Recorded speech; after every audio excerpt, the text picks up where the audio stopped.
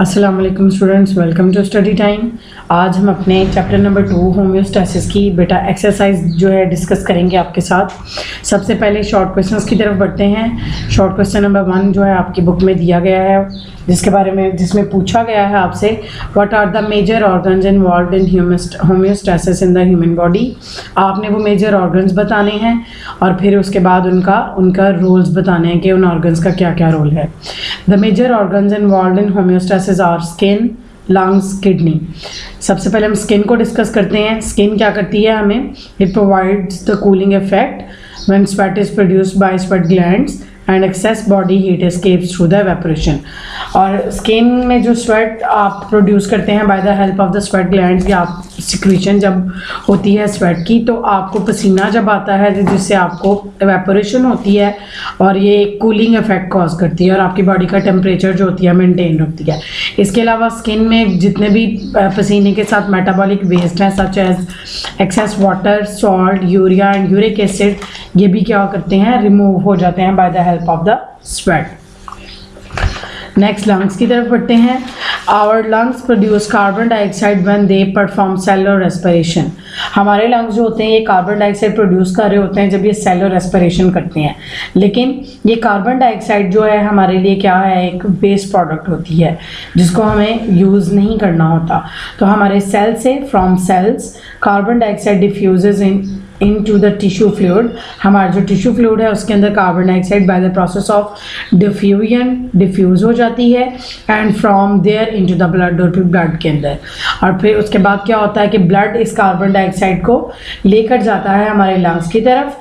Blood carries carbon dioxide to the lungs from where it is removed in air. और फिर वहाँ पर क्या होता है कि जब हम लंग्स के ज़रिए से bye the help of the air passage भी हम सांस लेते हैं तो that carbon dioxide is removed in the air. Next organ की तरफ बढ़ते हैं, दैट आर किडनीज। किडनीज का क्या काम है? Kidney filter the blood to produce urine and the ureter carry urine from kidneys to urinary bladder. Kidneys blood को filter करते हैं और यूरिन बनाते हैं, और इसके बाद यूरेटर होती हैं जो 2 ट्यूब्स हैं, वो क्या करती हैं? इस यूरिन को लेकर आती हैं यूरिनरी ब्लैडर तक। The bladder temporary store urine. Bladder क्या करता है? टेम्पररी यूरिन को स्टोर करता है until it is released from the body, जब तक कि वो बॉडी से रिलीज नहीं हो जाते। फिर urethra is the tube that carries urine from the urinary bladder to the outside of the body. तो यूरेथ्रा इसके बाद आपकी यूरिनरी ब्लैडर के साथ एक ऐसी ट्यूब होती है जो कि उस यूरिन को आपके यूरिनरी ब्लैडर से उस वक्त बाहर निकालती है जब आप उसको इस ज़रूरत को महसूस करते हैं। Identify and label the diagram. बेटा ये आपके सामने एक डायग्राम दी है, इसके मुख्तलिफ पार्ट्स को आपने लेबल करना था। सबसे पहला पार्ट है यहाँ पर, ये जो पोर्शन है इस जगह पे बताया जा रहा है कि वाटर की रीअब्जॉर्प्शन हो रही है, ठीक है। और यहाँ पर बताया जा रहा है कि reabsorption of water and sugar, water and glucose हो रहा है, ठीक है। और बाउमेंस कैप्सूल के अंदर प्रेशर फिल्ट्रेशन का प्रोसेस है। उसके बाद यहाँ पर ट्यूबुलर सिक्रेशन हो रही है, ये कलेक्टिंग डक्ट है पार्ट। उसके बाद रीअब्जॉर्प्शन ऑफ सॉल्ट्स है, फिर उसके बाद यूरिन मूव करता है यूरेटर की तरफ, और ये तमाम की तमाम रेड और ब्लू कलर में जो आपको नज़र आ रही हैं, these are blood vessels and venules, ठीक है। ओके स्टूडेंट्स, अपने नेक्स्ट पोर्शन की तरफ बढ़ते हैं। That portion relates to the terms to know. सबसे पहली टर्म्स टू नो है Bowman's capsule. Bowman's capsule is a cup shape structure that encloses the glomerulus. Bowman's capsule एक कप शेप स्ट्रक्चर है जो कि ग्लोमेरुलस, जो कि एक नेटवर्क ऑफ कैपिलरीज है, उसको अपने अंदर इनक्लोज किए हुए है, ठीक है। नेक्स्ट बढ़ते हैं, collecting duct. The distal convoluted tubules of many nephrons open to a single duct. Collecting duct.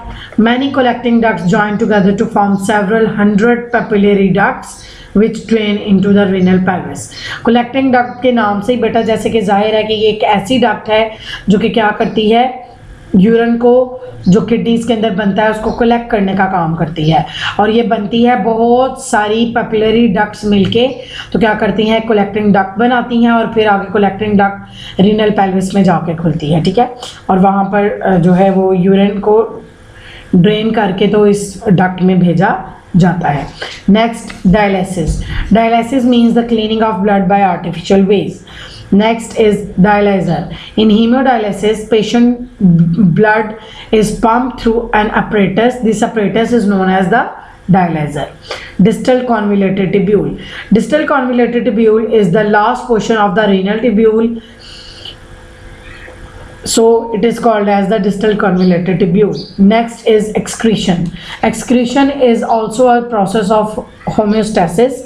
ये एक ऐसा प्रोसेस है जिसके अंदर metabolic waste are eliminated from the body to maintain the internal conditions at equilibrium. Body के जो waste materials होते हैं वो बॉडी से एलिमिनेट करते हैं by for the maintenance of the body at equilibrium. Body को बैलेंस रखने के लिए ये बॉडी से रिमूव होते हैं by the process of excretion. Next is glomerular filtrate. When blood enters the kidney via the renal artery, जब blood renal artery के जरिए किडनी में एंटर करता है, it goes to many arterioles, वो बहुत सारी आर्टरियोल्स की तरफ जाता है, and then to the glomerulus, और फिर वो ग्लोमेरुलस में जाता है. यहाँ पर आकर the pressure of the blood is very high and the most of the water, salts, glucose and urea of the blood is forced out of the glomerulus capillaries. और यहाँ से बहुत सारे जो प्रेशर हाई होने की वजह से वाटर, सॉल्ट, ग्लूकोज और यूरियाज हैं, ये क्या करते हैं, फोर्स करते हैं towards the out of the glomerulus capillaries. और इस तरह से क्या होता है कि ये जो मटेरियल ग्लोमेरुलर कैपिलरीज में आता है, this material is known as the glomerular filtrate. Next is glomerulus. Glomerulus is a network of capillaries that is encloses in the Bowman's capsule. Next is guttation. The appearance of drops of water at the tips or of the tips or edges of the leaves is called as the guttation. Hemodialysis. Hemodialysis एक ऐसा तरीकाकार है जिसमें क्या किया जाता है, patient का ब्लड पंप किया जाता है through an apparatus that is called as a dialyzer. Hilus. The concave side of the kidney faces the vertebral column. There is a depression called as the hilus near the center of the concave area of the kidney. Homeostasis. Homeostasis is a process that can be defined as the maintenance of the internal conditions of the body at equilibrium despite the changes in the internal environment. For example, the core temperature of the human body remains at 37 degrees centigrade despite the fluctuations in the surrounding air temperature. Homeostasis एक ऐसा process है जिसके अंदर body की internal conditions जो है ये maintain रहती हैं एज कंपेयर्ड कि बाहर की कंडीशंस कितनी भी क्यों ना चेंज हो रही हों. इसकी एग्जांपल जैसे मैं आपको पहले भी बता चुकी हूँ कि आपकी बॉडी का टेम्परेचर है कि वो 37 डिग्री सेंटीग्रेड तक ही रहता है. बाहर चाहे जितनी मर्जी गर्मी की शिद्दत बढ़ भी जाए या सर्दी की शिद्दत बढ़ भी जाए, आपकी बॉडी का टेम्परेचर जो है वो 37 डिग्री सेंटीग्रेड तक ही रहेगा.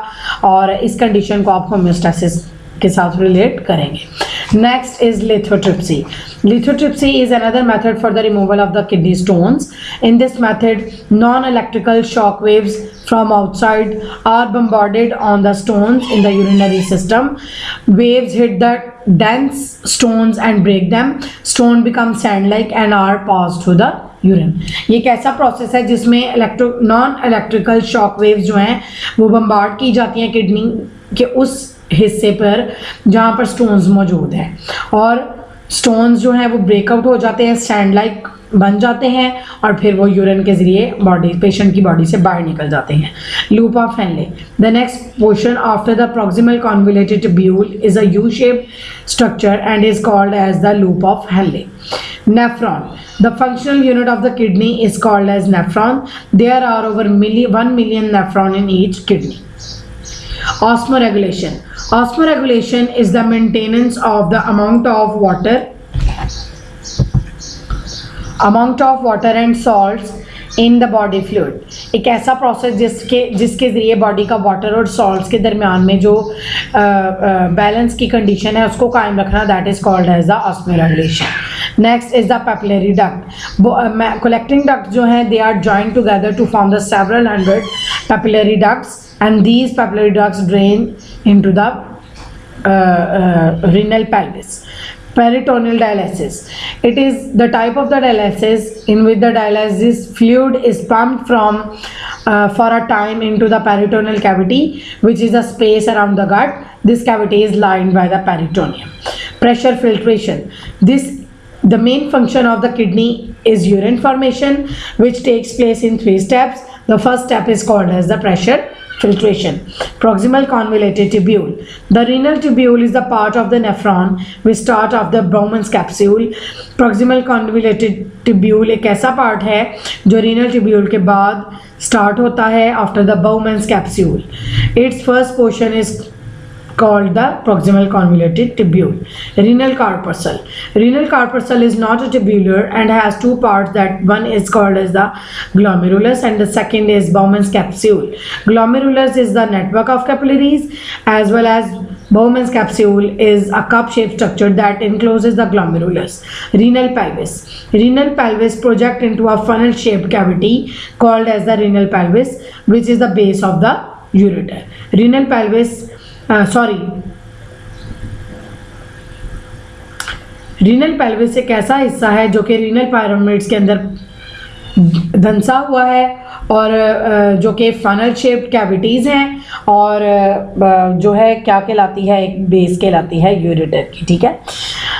Renal pyramid. Renal medulla consists of several cone-shaped areas. These areas are called as the renal pyramids. Cone-shaped के बने हुए areas होते हैं renal medulla के अंदर and these areas are known as the renal pyramids. Renal tubule. Renal tubule is a part of the nephron which start after the Bowman's capsule. Selective reabsorption. The second step of the function of the nephron is the selective reabsorption. In this step, about 90% of the glomerular filtrate is reabsorbed into the blood capillaries surrounding the renal tubule. Tubular secretion. The third step is the tubular secretion. Different ions like creatinine, urea are secreted from the blood into the filtrate in the renal tubule.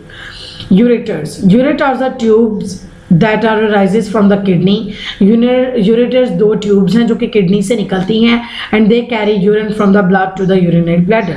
और वो क्या करती हैं, carry करती हैं urine को from the kidneys towards the urinary bladder. Next is the urethra. Urethra is a tube that carries urine from the bladder to the outside the body. Urethra क्या है, एक ऐसा पॉइंट है, एक ऐसी ट्यूब है जो हमारे यूरिनरी ब्लैडर से हमारा जो यूरिन है उसको आउटसाइड द बॉडी निकालने में हमारी हेल्प करती है. Urinary bladder is sac-like structure that store urine until it is excreted from the body. Urinary system. The urinary system of human is also called, the excretory system of the humans is also called as a urinary system. It is formed by one pair of kidney, a pair of ureters, a urinary bladder and urethra. Okay students, आज का topic जो है यहाँ पर ख़त्म हो चुका है. इंशाल्लाह नए चैप्टर के साथ स्टडी टाइम चैनल के ज़रिए आप तक रसाई करेंगे और आपको इन्फॉर्मेशन प्रोवाइड करेंगे. तब तक के लिए अस्सलाम वालेकुम व रहमतुल्लाहि व बरकातहू.